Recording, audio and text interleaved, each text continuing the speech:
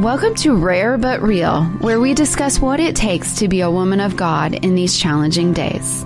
And now, please welcome your host, Audrey Brogy. Hey there. This is the Friday edition of the Rare But Real podcast, and we call it Real Questions, Real Answers, because I answer a question that I have been asked, which I love doing.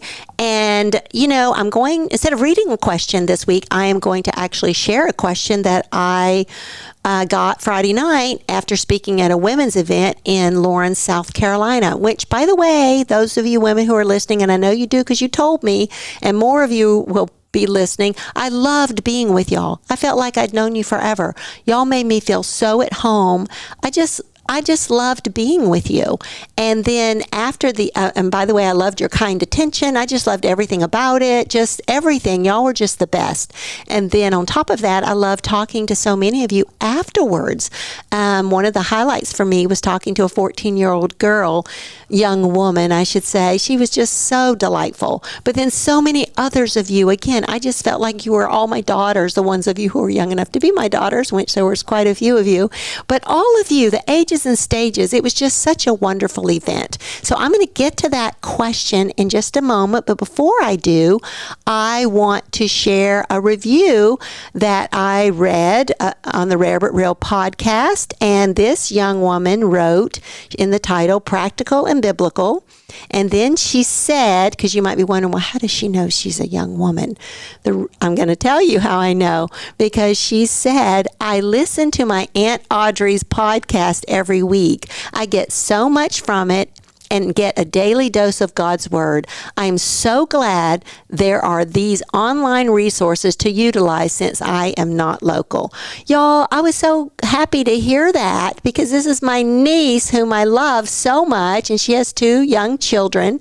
And and she's not local, but I just love the fact that she's listening, and it just made my heart so happy to hear from her. So with that said, I love seeing the reviews, so please rate the podcast, review, and subscribe so you don't miss an episode. And I'm so thankful to my team here at Rare But Real who are helping me do the things I need to do for this podcast. So on to the question. I was talking to a young woman afterwards, and she was asking me about reading aloud to our children.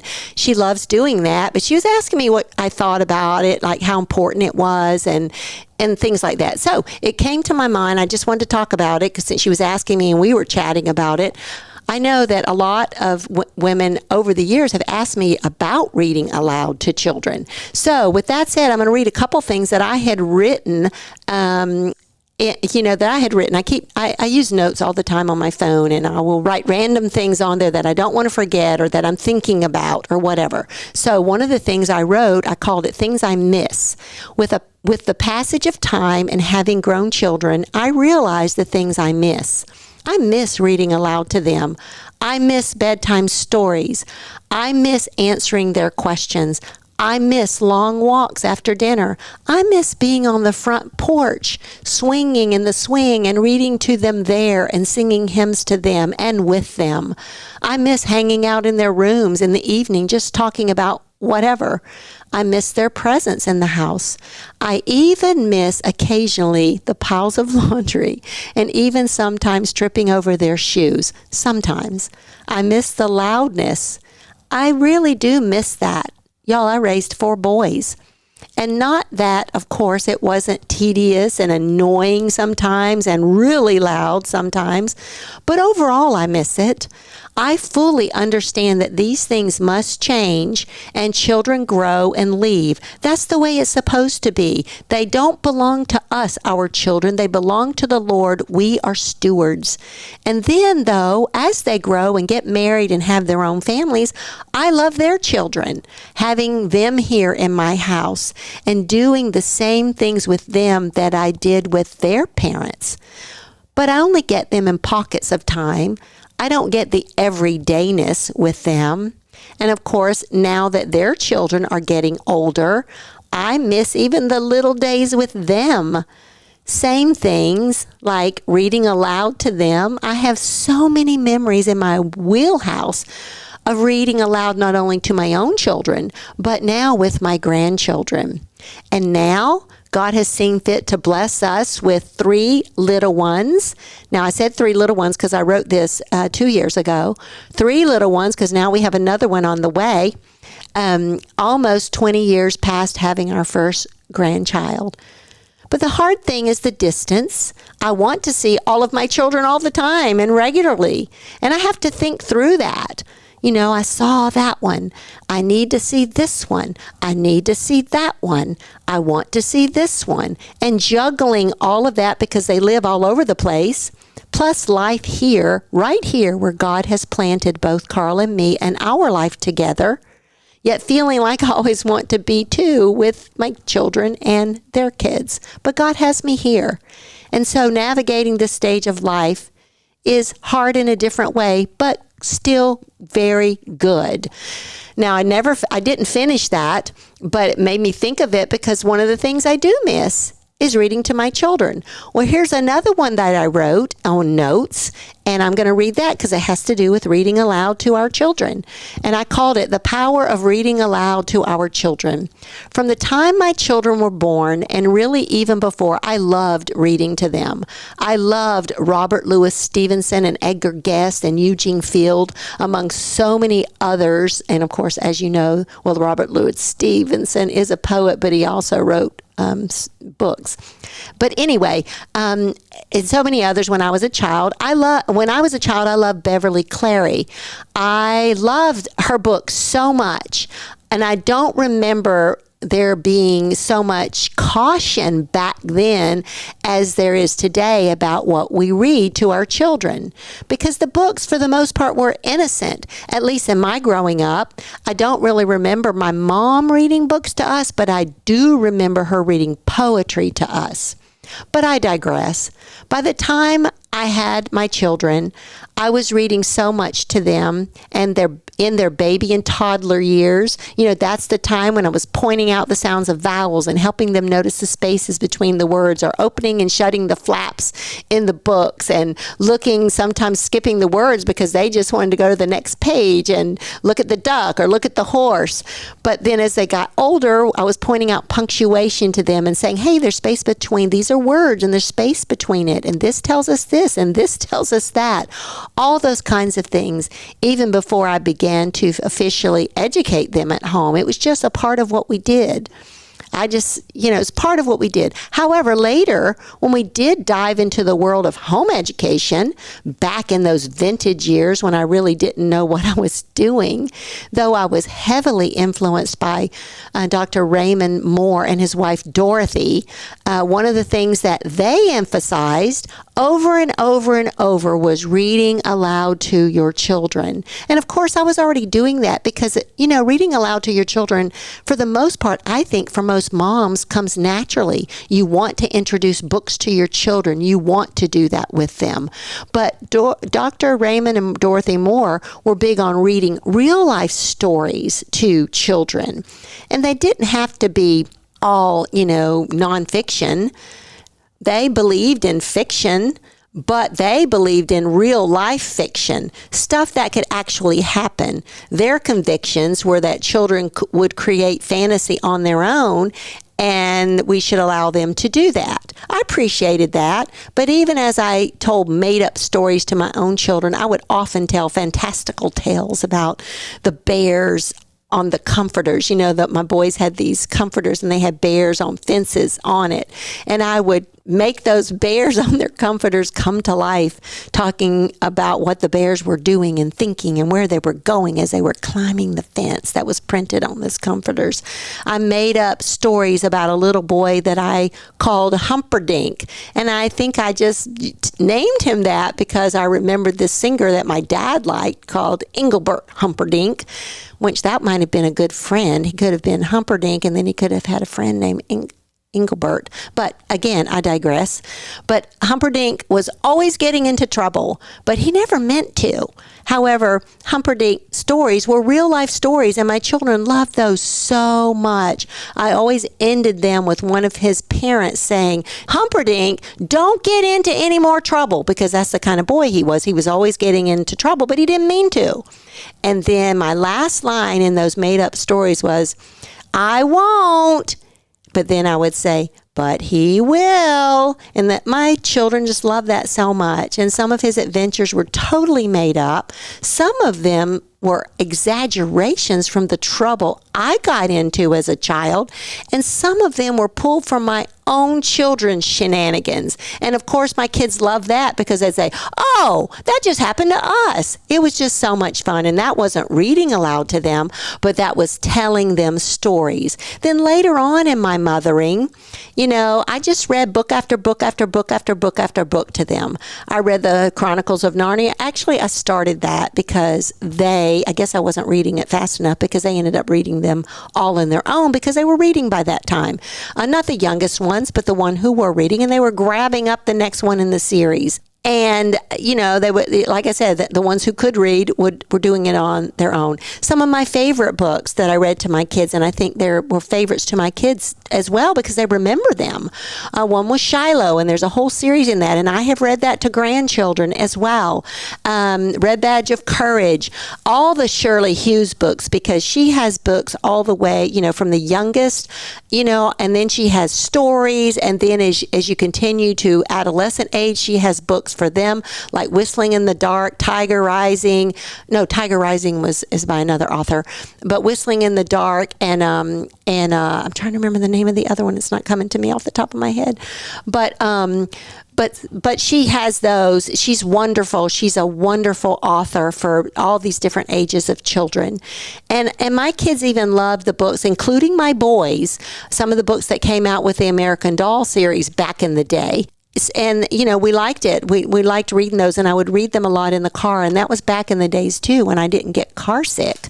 Although sometimes I would pass it on to one of my children who could then pick up the story and read the next chapter to our family. And I say in the car because we would take books and read them in the car when we took trips.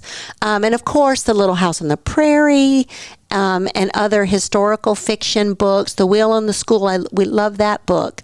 And then we read biographies of heroes and missionaries. And as I'm talking about this, and as I'm thinking about this, I wish I could go pull books from my book list down because I still have my little notebook with books that they read at different ages and what years we read them, so that I can be reminded of all the stories that we read. So good. Some others that we read, obviously really good Bible story books that actually take the Word of God and it's realistic. It's not like made up, and it's accurate. Those are good.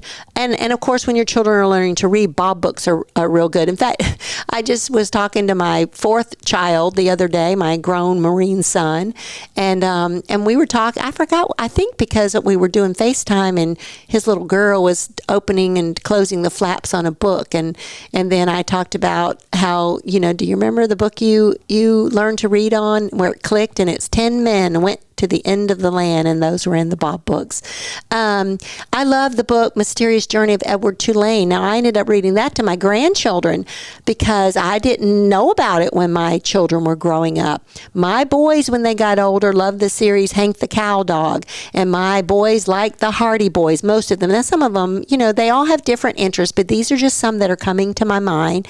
I loved reading this Child Evangelism Fellowship missionary biographies. Those were wonderful, and they come with flashcards where you can read them with the flashcards and show the photos. But yeah, there's just so many, and I love the Action Bible, and now with Audible, you can put books on for your children to listen to, but it's still, and that's wonderful. I think is absolutely wonderful. But the power of reading to your children, having that time where you're sitting down, you're pointing out things, you're discussing it, they're asking questions, and you're reading it together, nothing can take the place of that. But, so much of this happened, of course, as the things I'm sharing with you happened during their childhood and elementary school years, and as they each became more proficient in reading, they read so much on their own. They read far beyond me, more biographies and real life stories, and of course classics as they got into high school, and even books that I probably, maybe some books, of course, in high school and beyond that I probably wouldn't have never introduced to them. But of course, we always want our children to be culturally literate, but more than that, biblically literate. But nonetheless, all of them became great readers. And as they were growing up, Carl and I always tried to steer them toward good reads because there's so much out there. You can't read everything. You can't. So why not read the ones that are good for edification? Doesn't mean that they all have to be Christian themes or be Christian books necessarily, but books that uphold valor and honor and truth and justice. And yes, of course, we let our daughter read what you might call romance stories, but as long as those romance stories were not immoral or inappropriate and they were set in the right tone and set in a biblical way, because, Ruth and Boaz, that's a romance story. The things you learn in the Bible, even Adam and Eve, you could call it that, bone of my bones, flesh of my flesh. And then the story of Isaac and Rebecca, and there's romance in that way. So it's great. And as you parent your children, you never want to have regrets once they are grown. But of course, with that being said, we still have those. As intentional as we are as parents, we still have little things that we regret. Sometimes it's false guilt. You'll have mom guilt probably your whole life in some way, whether it's the right kind. I mean, when I say the right kind, I mean things that you actually, need to make right. Or if it's just perceived that you're just like, oh, I wish I'd done this more. I wish I'd done that. Because even me, as old as I am and as long as I've lived, I think about things sometimes. Oh, I let that slip through the cracks, even though it wasn't intentional. I love my kids so much, but I was also fully aware that as much as I wanted to do everything right for them, I'm limited and I couldn't do everything. Only God can meet every one of their needs and take care of them. So, yeah, the power of reading to your children cannot be underestimated. Read to them, and especially when they're little, even that one more book. Now, I know sometimes you have to put it aside for whatever reason, but so many times that one more book we can do, or the second book we can do, or sing it one more time we can do. Just put that, on the scale of what's important before the Lord, because you will never regret it, and you'll never get the time back, the time that you can spend with your children reading to them. And, and even I'll just remind you as I close this out, as you read Bible stories to them, read with passion and excitement. And what I mean by that, I'm not talking about fake stuff. I'm just saying make sure that you love the story. Ask God to help you. When you're reading the story of Joseph, what boy is not, and girl, doesn't love that story, to hear of all the things that happened to him, or whether it's Daniel or Shadrach, Meshach, and Abednego, or like I mentioned a minute ago, the story of Ruth and Boaz. There's so many great biographical sketches in the Bible that we need to learn from, the good ones, the awesome ones, and then the awful stories like Jezebel and Athaliah, her daughter, and even the stories where it's just terrible what happened. But you read those to your children and you take the biblical lessons from them, and you be the one to do that. Maybe next week on the podcast I can share something that I wrote when one of my children was young, and I talk about those very things, and make that very practical for you. But anyway, that's enough time for today's Real Questions, Real Answers. And as always, I hope that it was encouraging to you. If you enjoyed this episode of Rare But Real, be sure to subscribe so that you will be notified when a new episode is posted. Please consider taking a moment to leave a review, as it helps others discover the podcast. Follow Audrey on Instagram and Facebook at Rare But Real, and listen to all of her messages on the Search the Scriptures app.